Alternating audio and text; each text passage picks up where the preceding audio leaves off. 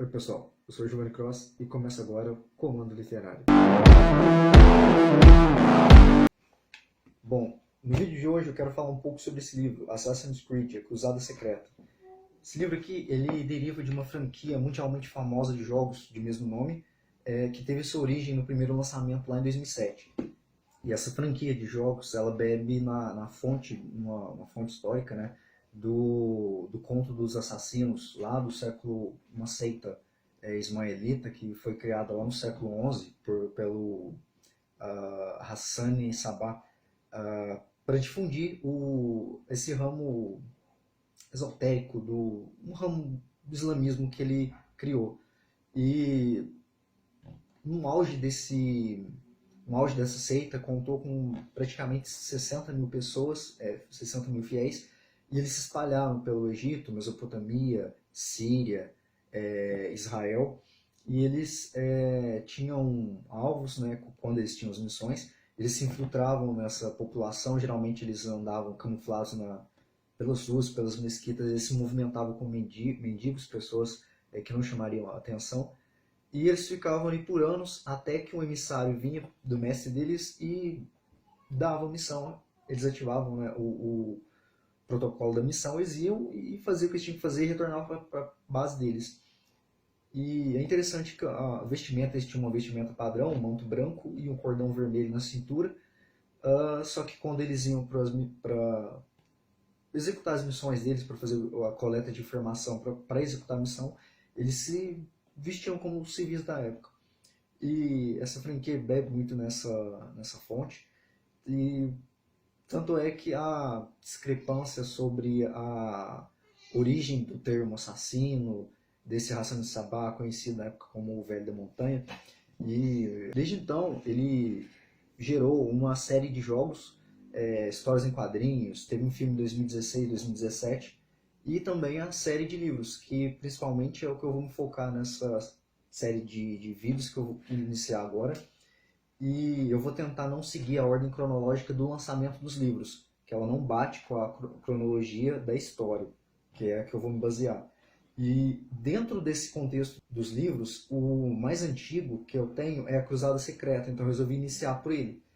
Lógico que já teve lançado o Odisseia e o Juramento do Deserto. Esses eu não comprei ainda, então o mais antigo que eu tenho, Cruzada Secreta, eu vou iniciar por ele. O tema central desse livro é o embate milenar entre duas facções antagônicas, a Ordem dos Templários e a Irmandade dos Assassinos. Ao longo da história, a gente vai acompanhando o assassino sírio Altair Nularab, em todo o desenvolvimento dele na infância, acompanha o episódio com o sultão muçulmano Saladino, e que ocasionou a morte do pai do Altair. Isso vai marcar ele profundamente. E a gente vai acompanhando o desenvolvimento dele como um aprendiz de assassino, o treinamento dele, a interação dele com o jovem também aprendiz Abbas, e que vai ter um papel crucial na segunda parte, na parte final desse livro, né? E a gente vai acompanhando um pouco da dinâmica de treinamento, a gente vê como Altair, à medida em que ele vai ficando famoso, que ele vai ganhando status e posto dentro da ordem, ele passa a se tornar um assassino com ego gigantesco, né? Ele, a autoestima extrema, é totalmente orgulhoso e basicamente ele vai e faz, ele passa a agir, né, acima dos preceitos da ordem. Tanto é que no início do livro ele tem uma missão, ele tem que ir num lugar, tem que fazer uma extração de um tesouro que ele não sabe qual é, mas ele sabe que é muito importante para a ordem. Então vai ele mais dois ajudantes, Malik e o irmão do Malik, e ele tenta recuperar esse tesouro, e no primeiro momento ele não consegue. Tem agentes templários lá nessas catacumbas, e ocorre um combate lá, e os companheiros de Altair a todo instante pedindo para ele ter cautela, para ele estudar a situação e tentar usar de furtividade para evitar um combate direto.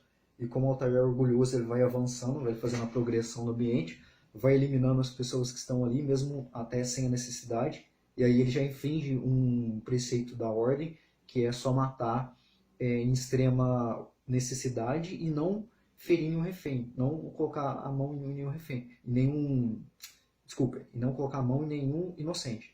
E aí ele ignora esses preceitos, ele vai matando mesmo, chega lá, ele achando que ele é um super assassino, ele vai, mata e faz o que ele consegue, ele vence, porque ele é o Altair no Arabe.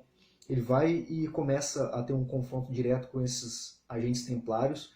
No primeiro momento ele vence alguns, e por conta da perícia marcial dele, só que ele dá de frente com um dos líderes da Ordem dos Templários, um dos seus comandantes, que é o Robert de Sablé, que é um exímio espadachim, e no primeiro momento, pelo fato do Altair ter subestimado as habilidades do oponente dele, eles perdem ali, e aí todo o lugar começa a desmoronar, e Altair tem que fugir humilhado, e sem o tesouro que ele foi lá recuperar.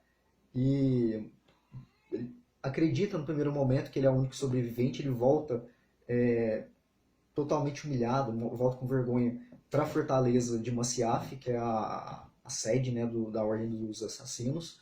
E ali ele tem uma discussão com o grão-mestre assassino, Al-Mualim. E totalmente constrangido ali, surpreso, consternado, o Altair vê Malik retornando, totalmente machucado, com o braço tudo ferrado, e ainda assim trazendo o tesouro que Altair tinha ido buscar. Então eles têm um embate ali, e para vergonha de Altair, né, como uma reprimenda ali, ele tem seu posto rebaixado de mestre assassino para aprendiz, e ele ganha uma missão, ganha 9 nomes que ele tem que eliminar numa lista, todos assassinos, todos os templários ou associados dos templários, e ele parte em missão, e aí a gente vai acompanhando a progressão dele em cada alvo, ele tendo que coletar informação, tendo que identificar, localizar, infiltrar nos ambientes que ele tem que se infiltrar para eliminar esses alvos, e a gente vê a transformação que ele é obrigado a sofrer, né, do orgulho que ele sentia, do hábito dele de subestimar os adversários, então ele tem essa transformação interna, e a gente vai acompanhando também a dualidade filosófica que ele passa a duvidar, né, de alguns preceitos à medida que ele vai avançando nessa lista de assassinatos. Engraçado também, né, fazendo parênteses aqui, cada alvo, cada indivíduo que ele chega e ele consegue eliminar, ele tem um diálogo ali antes, e no ponto de vista dessas vítimas, desses templários, eles são os heróis, né? Eles estavam tentando, dentro da filosofia que eles acreditam, eles estavam tentando fazer o bem para a humanidade, e Altair ali como um assassino, ele estava evitando esse progresso do curso da sociedade. E aí a gente vê essa dúvida que começa a surgir na mente do Altair sobre a real veracidade da filosofia do Al-Mualim, do mestre dele, e da necessidade dele ter que levar a cabo aquela missão. E mais do que isso também, né, ele passa a se questionar sobre a tamanha a força com que essas pessoas, esses indivíduos da lista, né, eles acreditavam naquilo que eles falavam, eles morriam acreditando naquilo. E apesar das situações em que ele encontrava eles, né, só um exemplo aqui, tinha um indivíduo dessa lista que ele fazia experiências em pessoas ali que ele pegava à margem da sociedade, ele recolhia essas pessoas e fazia experiências cerebrais neles, deixava eles meio sonâmbulos ali, meio despertos, e aí Altair começa a se questionar, e boa parte do livro é ele com essa dúvida interna, até chegar no embate que ele tem com o mestre dele, um embate inevitável, e aí ele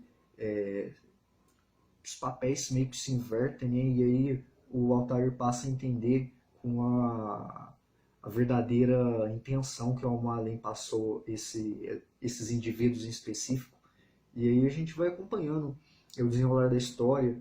Um adendo aqui, pessoal, esse livro aqui ele é narrado em primeira pessoa, e é uma tentativa, né, que o Niccolo Polo, pai do futuro explorador Marco Polo, ele transmite essas memórias que o velho ancião, né, já mestre, grão-mestre Altair, transmite para ele, ele passa para o filho. Cara, é engraçado, é só começar a filmar aqui que os cachorros na rua dão sinal de vida.